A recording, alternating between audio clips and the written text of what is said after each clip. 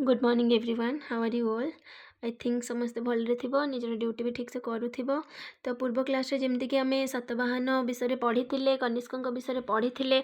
आज आम नेक्स्ट पढ़ा जोटा कि अच्छी तुम खारवेल उपर। ठीक अच्छे, खारवेल जे माने ओडिशार बा कलिंगर बहुत बड़ राजा थे अशोक पर जदि कहबा माने ओडिशार जो युद्धटा होता बा जो कलिंग युद्ध तापर आमर खारवेल विषय जो पढ़ा बहुत किसी आम जाना। तो डेरी करवानी पिलाने चलतु पढ़ा। या पूर्व जो तुम भल से मन थी मुझे कही कि कलिंग ये देखिपुर कलिंग पूर्व उत्कल उड्र कलिंग या बहुत सारा नाँ डक जाऊला। अच्छा तुम दुटा क्वेश्चन भी अच्छी कह कि सातवाहन साम्राज्यर राजधानी कौटी थी आउ कनिष्कंकर राजधानी कौटी थी। ठीक अच्छे, तो चलतु डेरी करवानी आउ डिस्कसन करूनी प्रीवियस पाठ गुड़ाक तुमने भलसे पढ़ुव मुझे आशा रखुची। ठीक अच्छे, तो चलतु डेरी करवानी पढ़ा खारवेल विषय। ठीक अच्छे, देख खारवेल ख्रीष्टपूर्व प्रथम शताब्दी रे कलिंगरे बर्तमान ओडिशा एक महान राजवंशर उत्थान होता। मन पक पे ख्रीष्टपूर्व 200 शताब्दी कथा मुझे जो मौर्य वंश था तापर जो अशोक कथा पढ़ले से मौर्य वंश। ठीक अच्छे, तो प्रथम शताब्दी जब अशोक चंडाशोक से धर्माशोक हेले से कलिंग ही से कलिंग को ही से आक्रमण करके पाइबा इच्छा करते कलिंग युद्ध होता। तो सेमती खारवेल विषय चलतु पढ़ा। तो ख्रीष्टपूर्व प्रथम शताब्दी रे कलिंग बर्तमान जोटा ओडिशा एक महान राजवंश थिला। यही राजवंशर ना कौन थिला जानिच? महामेघवाहन वंश। को वंश थिला पिला माने? महामेघवाहन वंश। सेमानंकर पूर्वपुरुष माने थिले चेदी। बुझिपारल तो सही राजवंश थिला जो वर्तमान ओडिशा बा सेतेबेलर कलिंगर जो राजवंश थिला ता ना थिला महामेघवाहन। आउ तांकर पूर्वपुरुष माने थिले कौन पिला माने? चेदी। है चेदी थे बोली विश्वास करा जाए। चेदी माने बुझिपारछ गोटे टाइप वंश भी कहि परिबो। तो यही जो वर्तमान कलिंगर जो कह जाऊँगा सेतेबेले से कौ वंश थिला? ख्रीष्टपूर्व प्रथम शताब्दी रे गोटे बहुत बड़ राजवंश महान राजवंश थिला महामेघवाहन। आउ महामेघवाहन राजवंशर जो पूर्वपुरुष माने थिले विश्वास करा जाए से कौ राजवंश रे? चेदी थिले बोली विश्वास करा जाए। ठीक अच्छे, हाँ अच्छा टिके खाली कैमरा को एडजस्ट कर दे। Okay now better from the previous. हाँ ओके, तो कौन कहली मु तो जो महामेघवाहन वंश थिला तो सीटा कह जाउथला ए कलिंगरे शासन करथिले से ख्रीष्टपूर्व प्रथमे। आउ तांकर जो पूर्व वंशज माने थिले से चेदी वंशर थिले। को वंश थिले पिला माने? चेदी वंशर थिले। ओके, तो ये राजवंशर बा महामेघवाहन राजवंशर शेष माने सबुठ महान राजा थिले महामेघवाहन ऐर खारवेल। भल से पिला माने सुन महामेघवाहन ऐर खारवेल केवल तुम कॉम्पिटिटिव एग्जामिनेशन भी जो मैंने प्रिपेयर कर भी बहुत इंपोर्टेंट। ठीक अच्छे, ओके चलो। तो यही राजवंशर सर्वश्रेष्ठ राजा थिले महामेघवाहन ऐर खारवेल। से कौन कले? कलिंग को शक्ति गोटे शक्तिशाली राज्य में परिणत करते। सारा भारत वर्षे जदि आम कह कलिंगर गौरव वृद्धि पाई। से जड़े दिग्विजय वीर थे, ऑब्वियसली बहुत भल राजा थे से तो सर्वश्रेष्ठ कह प्रजा हितकारी शासक थे। कला संस्कृति में प्रगाढ़ अनुगामी भी से थे माने भल पाते। से जैन धर्म ग्रहण करते जमी आम पढ़ी पे अशोक बौद्ध धर्म ग्रहण करते सेमती खारवेल जैन धर्म ग्रहण करते किंतु से ग्रहण करते भी सबू धर्म को से सम्मान करते। ठीक अच्छे, खारवेल थे। अच्छा कौन खारवेल प्रथम राजा थे कि नहीं? खारवेल थे महामेघवाहन राजवंशर तृतीय राजा। ये माने तांकर पूर्वर आहरी दुज राजा थे माने बापा आउ बापा बापा बा खारवेलंकर जेजे। ठीक अच्छे, ताले खारवेल तुम क्वेश्चन है सर्च कह कि तांकर बापा माने खारवेल जो बा महामेघवाहन राजवंशर प्रथम और द्वितीय राजा सब किए थे। ठीक अच्छे, चलो। तो खारवेल थे महामेघवाहन वंशर केते नंबर राजा पिला माने? 3 नंबर राजा, तृतीय राजा। बापांकर जिते मृत्यु है तो शासन भार ग्रहण करने पड़ा। आउ जितेबले से केते वर्ष बापांकर मृत्यु होता जानच पे मात्र 15 वर्ष बयस। 15 वर्ष बयस जो बापांकर मृत्यु होता महामेघवाहन राजवंशर राजा हेले खारवेल। ठीक अच्छे, भुवनेश्वर उदयगिरी पहाड़ रे जो हाथी गुंफा रही तांकर 13 वर्षर राजत्व बरण लिखाई माने 13 वर्ष से शासन करते कह गले। तो कौटी आम पाइबा? भुवनेश्वर जो उदयगिरी रे जो हाथी गुंफा रही तांकर राजत्व विषय से कहुई। से कौन जना जाए कि खारवेल बाल्यावस्था विभिन्न विद्या पाठ माने लाभ करते युद्ध विद्या से शिखी ख्रीष्टपूर्व 40 मसीह से कलिंग सिंहासन आरोहण करते। बुझीपार ना पे 261 कलिंग युद्ध तापर बुझीपार कि नहीं माने जो आम आसुच्च ख्रीष्टाब्द आड़ को तो ଖ୍ରୀଷ୍ଟ ମାନେ ଖାରବେଳ ବାଲ୍ୟାବସ୍ଥାରେ ବହୁତ କିଛି ପାଠ ପଢ଼ିଥିଲେ। ଆଉ କ'ଣ ହେଇଥିଲା ପିଲାମାନେ ଯେଉଁ ଯୁଦ୍ଧ ବିଦ୍ୟା ବି ସେ ଶିଖିଥିଲେ। ଖ୍ରୀଷ୍ଟପୂର୍ବ 40 ମସିହାରେ ସେ କଳିଙ୍ଗର ସିଂହାସନ ଆରୋହଣ କରିଥିଲେ, ଯେତେବେଳେ ତାଙ୍କୁ ମାତ୍ର 15 ବର୍ଷ ହେଇଥିଲା। ଆଉ ତାଙ୍କ ଶାସନ ଟୋଟାଲ୍ କେତେ ବର୍ଷ ଥିଲା ମୁଁ କହିଲି 13 ବର୍ଷ। ଆଚ୍ଛା, ତାହେଲେ ଚାଲ ଜାଣିବା ଏବେ ଖାରବେଳଙ୍କର ଶାସନ ସମୟରେ କ'ଣ କ'ଣ ସେ ସବୁ କାମ କରିଥିଲେ। ବହୁତ ଇମ୍ପୋର୍ଟାଣ୍ଟ। ଦେଖ, ଖାରବେଳଙ୍କର ପ୍ରଥମ ବର୍ଷରେ କ'ଣ ହେଇଥିଲା, ବାତ୍ୟାରେ ଭାଙ୍ଗି ଯାଇଥିଲା କ'ଣ ତାଙ୍କର ରାଜଧାନୀ କଳିଙ୍ଗ ନଗର। କଳିଙ୍ଗ ନଗର ଯେତେବେଳେ ଖାରବେଳ ରାଜା ହେଲେ, ମାନେ ଖ୍ରୀଷ୍ଟପୂର୍ବ 40 ମସିହାରେ, ସେତେବେଳେ କ'ଣ ହେଇଥିଲା, ଗୋଟେ ବାତ୍ୟା ଆସିଥିଲା, ବହୁତ ବଡ଼ ବାତ୍ୟା।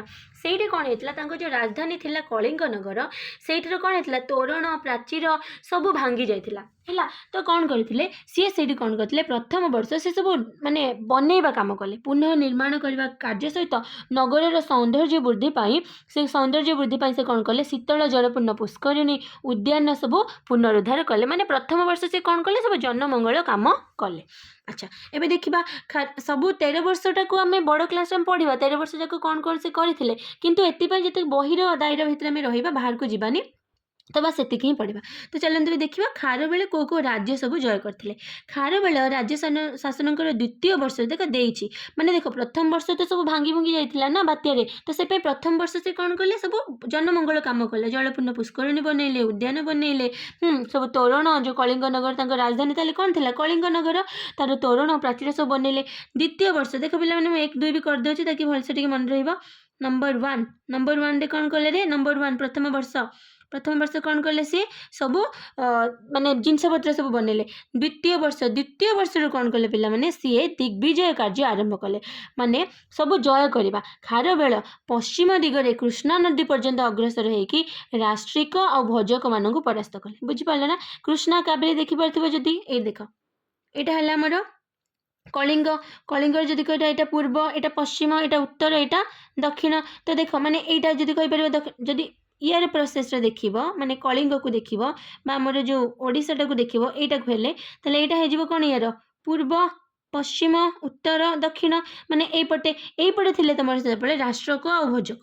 ଠିକ୍ ଅଛି, ସେଇଟା ଲେଖି ଦେଖ ପିଲାମାନେ, କ'ଣ ଲେଖିଛି କି ସିଏ ଖାରବେଳ ପଶ୍ଚିମ ଦିଗରେ କୃଷ୍ଣା ନଦୀ, ମାନେ ଏପଟକୁ ଗଲେ। ଏଇଠି ଦେଖ, ଏଠି ଅଛି କୃଷ୍ଣା, ଏ ଦେଖ ଭଲସେ ଦେଖିପାରୁଥିବ ପିଲାମାନେ, ଏଇଠି ହେଲା ତୁମର କୃଷ୍ଣା ନଦୀ ଅଛି, ମାନେ କଳିଙ୍ଗର ପଶ୍ଚିମକୁ କହିପାରିବ ହେଲା। ତ ପଶ୍ଚିମ ଦିଗକୁ ଯାଇକି ଖାରବେଳ କ'ଣ କଲେ, କୃଷ୍ଣା ନଦୀ ପର୍ଯ୍ୟନ୍ତ ଅଗ୍ରସର ହେଇକି ସେଠି 2 ପ୍ରକାରର ଲୋକ ରହୁଥିଲେ ବା ରାଜବଂଶ, ରାଷ୍ଟ୍ରିକ ଆଉ ଭୋଜକ, ତାଙ୍କୁ ପରାସ୍ତ କଲେ। ଉତ୍ତରକୁ ବି ଗଲେ, ଉତ୍ତର ଭାରତରେ ସୈନ୍ୟ ଚାଳନା କରିକି କ'ଣ ମଗଧ ରାଜାଙ୍କୁ ପରାସ୍ତ କଲେ। ଉତ୍ତରରେ ମଗଧ ନା, ଦେଖ ଏଇଟା ହେଲା ଉପରେ ଦେଖିପାରୁଥିବ, ପାଟଳିପୁତ୍ର ମଗଧ ଏଇଠି ଅଛି ଉପରେ। ଠିକ୍ ଅଛି, ତ ସେଠି ବି କ'ଣ କଲେ, ହରେଇଲେ। ପ୍ରଥମେ କ'ଣ କଲେ, ପଶ୍ଚିମକୁ ଯାଇକି ରାଷ୍ଟ୍ରିକ ଆଉ ଭୋଜକମାନଙ୍କୁ ହରେଇଲେ। ରାଷ୍ଟ୍ରିକ ଭୋଜକମାନଙ୍କୁ ହରେଇଲା ପରେ, ମାନେ ସେଇ ଦ୍ୱିତୀୟ ବର୍ଷ କଥା କହୁଛି, କ'ଣ କଲେ, ଉତ୍ତର ଭାରତରେ ସୈନ୍ୟ ଚାଳନା କରିକି ମଗଧକୁ ବି ହରେଇଲେ। ଏହା ଛଡ଼ା ଆକ୍ରମଣକାରୀ ଯେଉଁ ଯବନମାନେ ଆକ୍ରମଣ କରୁଥିଲେ, ମଥୁରା ପର୍ଯ୍ୟନ୍ତ ସେମାନେ ଆସିଥିଲେ, ତ ସେମାନଙ୍କୁ କ'ଣ କଲେ, ଆକ୍ରମଣକାରୀ ଯବନମାନଙ୍କୁ ବି ମଥୁରା ପର୍ଯ୍ୟନ୍ତ, ମାନେ ମଥୁରା ଯାଏ ସିଏ ତଡ଼ି ଦେଇଥିଲେ, ମାନେ ମଥୁରା ପର୍ଯ୍ୟନ୍ତ ସେ ଶାସନ କରିପାରିଥିଲେ ସେତେବେଳେ ହେଲା। ଦକ୍ଷିଣରେ ସେତେବେଳେ ଥିଲା ପିଠୁଣ୍ଡ ଅଧିକାର କରିଥିଲେ ସିଏ। ଦକ୍ଷିଣରେ କ'ଣ କରିଥିଲେ ପିଲାମାନେ, ସିଏ ଫାଷ୍ଟ ଆମେ ପଢ଼ିଲେ ଯବନମାନଙ୍କୁ ମଥୁରା ପର୍ଯ୍ୟନ୍ତ ସେ ତଡ଼ି ଦେଇଥିଲେ। ଦକ୍ଷିଣରେ ପିଥୁଣ୍ଡ ଅଧିକାର କରିବା ସହିତ ଶକ୍ତିଶାଳୀ ଯେଉଁ କ'ଣ, ମନେ ରଖ, ଭଲସେ ମନେ ରଖ ପିଲାମାନେ, ପିଥୁଣ୍ଡ ଗୋଟେ ଦୁର୍ଗ କି କ'ଣ, ମେ ବି ଗୋଟେ ଦୁର୍ଗ ହିଁ। ଦକ୍ଷିଣରେ ସିଏ ଅଧିକାର କରିଥିଲେ, ପିଥୁଣ୍ଡ ଅଧିକାର କରିବା ସହ ଯେଉଁ ଦକ୍ଷିଣରେ ଥିଲା ଆମର ଶକ୍ତିଶାଳୀ ତାମିଲ ରାଷ୍ଟ୍ରସଂଘ, ତାକୁ ବି ସେ ଧ୍ୱଂସ କରିଦେଇଥିଲେ। ମଗଧର ଯେଉଁ ରାଜା ଥିଲେ, ଉପରେ ବି ସେ ମଗଧକୁ ତ ହରେଇଥିଲେ ନା। ମଗଧର ରାଜା ଥିଲେ କିଏ, ବୃହସ୍ପତି ମିତ୍ର। କିଏ ଥିଲେ ପିଲାମାନେ, ବୃହସ୍ପତି ମିତ୍ର। ତାଙ୍କୁ ପରାସ୍ତ କରି ପୂର୍ବରୁ ନନ୍ଦ ରାଜା କଳିଙ୍ଗ ଆକ୍ରମଣ କରି ନେଇଯାଇଥିବା କଳିଙ୍ଗ ଜିନ ବି ସେ ଫେରାଇ ଆଣିଥିଲେ। ଜିନ ମନେ ପକା, ଜୈନ ଧର୍ମ, କାହିଁକିନା ଖାରବେଳ ବି ତ ଜୈନ ଧର୍ମରେ ହିଁ ଥିଲେ ନା। ଦେଖ ଆଉ ଥରେ କହୁଛି ପିଲାମାନେ, ଦ୍ୱିତୀୟ ବର୍ଷରେ, ପ୍ରଥମ ବର୍ଷରେ ସବୁ ଭାଙ୍ଗି ଯାଇଥିଲା, ସେ କ'ଣ କଲେ, ବନେଇବା କାର୍ଯ୍ୟ କଲେ। ଦ୍ୱିତୀୟ ବର୍ଷ ସେ କାମ ଆରମ୍ଭ କଲେ ତାଙ୍କର ଦିଗ୍ବିଜୟ କାମ। ଖାରବେଳ ପଶ୍ଚିମ ଦିଗ ଆଡ଼କୁ ଗଲେ, କୃଷ୍ଣା ନଦୀ ଭିତରକୁ ମାନେ ଅଗ୍ରସର ଯାଇକି କରିକି ରାଷ୍ଟ୍ରିକ ଆଉ ଭୋଜକମାନଙ୍କୁ ହରେଇଲେ। ଉତ୍ତର ଭାରତକୁ ଗଲେ, ମଗଧକୁ ହରେଇଲେ। ମଗଧର ରାଜା କିଏ ଥାନ୍ତି, ବୃହସ୍ପତି ମିତ୍ର, ତାଙ୍କୁ ହରେଇଲେ। ଆଉ ପୂର୍ବରୁ କ'ଣ କରିଥିଲେ, ନନ୍ଦ, ଦେଖ ଆମେ ପଢ଼ିଥିଲେ ନା, ଯେଉଁ ମଗଧର ଯେଉଁ ରାଜା କେଉଁମାନେ ଥିଲେ, ପ୍ରଥମେ ନନ୍ଦ ରାଜା ଥିଲେ, ଯେତେବେଳେ ଚାଣକ୍ୟଙ୍କ କଥା ପଢ଼ିଥିଲେ, ମନେ ପକାନ୍ତୁ, ପୂର୍ବ ସବୁ ଭିଡ଼ିଓ ଗୁଡ଼ା ଯାଇକି ଦେଖ। ଓକେ, ତ ଯେଉଁ ପୂର୍ବରୁ ନନ୍ଦ ରାଜା ନେଇଯାଇଥିଲେ, ନନ୍ଦମାନଙ୍କ ପରେ ଆସିଲେ ମୌର୍ଯ୍ୟ, ଯେଉଁ ଚନ୍ଦ୍ରଗୁପ୍ତ ମୌର୍ଯ୍ୟ। ତ ମୌର୍ଯ୍ୟ ବଂଶ ପୂର୍ବରୁ ନନ୍ଦ ରାଜା ଯେତେବେଳେ ଥିଲେ, ସିଏ କ'ଣ କରିଥିଲେ, ଏଇ ଆମ ଉତ୍କଳକୁ ବା କଳିଙ୍ଗକୁ ଆକ୍ରମଣ କରିକି କ'ଣ କରିଥିଲେ, नहीं जाइथिले हमर जो कलिंग जिन्न नहीं जाइथिले तो पूर्वरु नंद राजा नहीं जाइथिले तो सेतेबेले जेतेबेले खारवेल राजा हेले राजा थिले किए नंद राजा सेतेबेले थांती मगधरे नंद राजा शासन करथांती तो सेतेबेले थिले कोन तमर बृहस्पति मित्र है परास्त करके जो कलिंग जिन्न से नहीं जाइथिले पुणी नहीं आसिले किए खारवेल आउ कौन करथिले दक्षिण को जाकि पिथुंड अधिकार करथिले और शक्तिशाली तमिल राष्ट्र संघ को भी से ध्वंस कर देथिले ठीक अछि चलो बे जिबा खारवेल शासन अच्छा मौर्य साम्राज्य अमलर केतेक राज्य कर्मचारी पद खारवेल समय प्रचलित थिला माने मौर्य साम्राज्य जो थिला ठीक अच्छे मैंने भाव ताले जो नंद राजा जो नहीं जाते केते वर्ष पूर्व नहीं जाते ओके अच्छा तो मौर्य साम्राज्य अमल केतेक राज्य कर्मचारी पद जो थिला से पद गुड़ा खारवेल भी समय चलते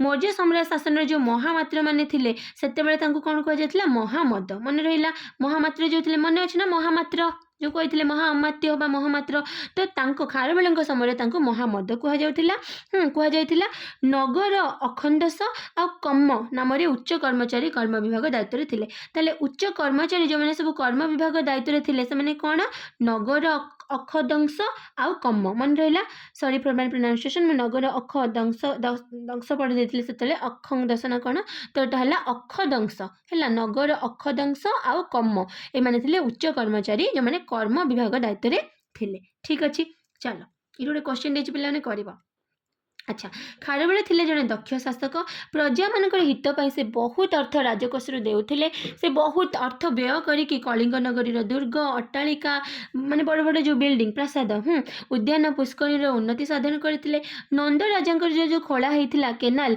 ताकू मरामती करिकी से कलिंग नगर पर्यंत बढ़ाइथिले भुवनेश्वर निकट रे जो शिशुपालगढ़ रहिछि महल्ला से मन रख भुवनेश्वर पूर्व निकट रे जो शिशुपालगढ़ रहिछि सेठी तांको राजधानी कलिंग तांको राजधानी कलिंग नगर थिला बोली तांको कहा जायछि माने कलिंग नगर कोठी थिला पिला माने भुवनेश्वर जो शिशुपालगढ़ रहिछि सेठी थिला तांकर राजधानी कलिंग नगर ठीक अछि राजत्वर नवम वर्ष रे से निर्माण करथिले महाविजय प्रासाद वेरी वेरी इंपोर्टेंट 9 नंबर बा 9th नंबर देखो 1 रे पढिले 2 पढिले और 9th हैला 9 नंबर वर्ष रे से कोन करथिले महाविजय प्रासाद निर्माण करथिले क्लियर अच्छा खारवेल कौ धर्म ग्रहण करथिले जैन धर्म से जैन धर्मावलंबी थिले मध्य अन्य धर्म प्रति भी से कौन थिले उदार थिले माने आउ काहाकू से कौन करथिले सबु धर्म को सम्मान करथिले विभिन्न धर्म रे उपासना पीठर संस्कार साधन करथिले भुवनेश्वर जो हमें कहिबा उदयगिरी रो पहाड़ रे जैन समय सन्यासी मानक पई जो रहिबा पई से गोटे गुंफा भी तळे देथिले कोळाई देथिले हैला तले एठी तले कहि परिबा भुवनेश्वर उदयगिरी पहाड़ रे से पई हमें पूर्वरु पढिथिले कि कौन थिला जैन धर्म रे सब गुंफा रही अच्छा बुझीगला कि किसी डाउट नथिबो खारवेल विषय तो खारवेल विषय टिके आउ मु पढ़ौनी आउ थरे ताको रिवाइज कर देउची टिके भल से पढ़िबो तले खारवेल आमे कोन पढ़िले पिला माने खारवेल जदी कहिबा प्रथमे हम पढ़िले कि ख्रीष्टपूर्व प्रथम शताब्दी रे कलिंग बा वर्तमान ओडिसा रे गोटे महान राजवंश थिला ता ना थिला महामेघवाहन वंश ठीक अछि ए महामेघवाहन वंशर जो पूर्व पुरुष माने थिले से माने चेदी थिले आ ए महामेघवाहन वंशर सबुठ श्रेष्ठ राजा थिले महामेघवाहन ऐर खारवेल से कलिंग को तांकर इच्छा थिले गोटे बड़ राज्य परिणत करबा आ से करथिले भी आ से कोन करथिले बहुत सारा कला संस्कृति प्रजाहितकारी कार्य सब करथिले जैन धर्म ग्रहण करथिले किंतु अन्य धर्म को भी से सम्मान करथिले आ से खारवेल जो थिले महामेघवाहन वंशर 3 नंबर राजा थिले पिता जेतबेले तांको मरि गले तांको बापा तांको मात्र 15 वर्ष होता जो भुवनेश्वर आउ से 13 वर्ष शासन करथिले हैला तो ताले शासन सरला बेलू बयस केते 15 स्टार्ट कर माने 16 अच्छा देख 15 से स्टार्ट करथिले किंतु जदि कहबा कलिंगर माने कौन शासन भार ग्रहण कले 15 रे किंतु कलिंगर सिंहासन आरोहण कले ख्रीष्टपूर्व 40 रे ठीक अच्छे भुवनेश्वर जो उदयगिरी पहाड़ रे जो हाथी गुंफा अच्छी से 13 वर्षर राजत्व विषय लिखाई ठीक अच्छे छोट बेले से कौन करते बहुत सारा पाठ पढ़ी युद्ध विद्या भी शिखी प्रथम वर्ष से कौन करते जो भांगी भांगी जाइए सब बात्यारे राजधानी कलिंग नगर तोरण प्राचीर ये सब बनइले जलपूर्ण शीतल जलपूर्ण पुष्करणी उद्यान सब बनइले तापरे द्वितीय वर्ष स्टार्ट कले दिग्विजय कार्य कौन करते पश्चिम पट को गले कृष्णा नदी पर्यंत जाइए राष्ट्रीय आ भजक मान हरइले उत्तर भारत में सैन्य चालन करके मगध को परास्त कले आउ जो मगध को परास्त करके से था राजा बृहस्पति मित्र सी परास्त कले आ पूर्वर जो नंद राजा नहीं जाते कलिंग आक्रमण करके जो कलिंग चिन्ह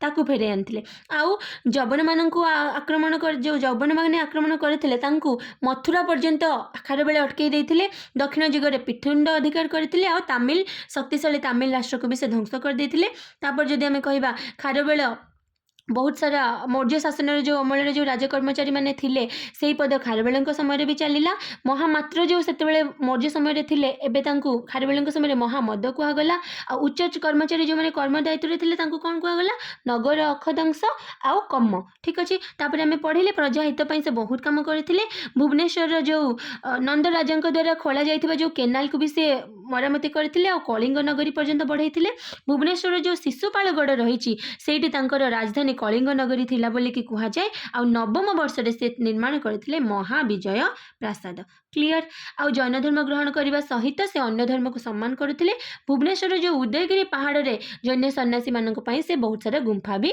खोली देते ठीक अच्छे नेक्स्ट क्लास रे मैंने पढ़ा भारत दक्षिण भारत में जो संगम युग होता संगम लिटरेचर विषय में पढ़ा से पर्यंत खारबेल जी आम पढ़ले भलसे रिवाइज करेंगे ठीक अच्छे आई थिंक बेस्ट वे करवा जब वीडियो भल लगी लाइक करेंगे सब्सक्राइब करेंगे ताकि जहाँ भी मुझे वीडियो बनाऊँ आपण मान पाखे आगे पहुँची पारू ठीक अच्छे सो share it also so thank you.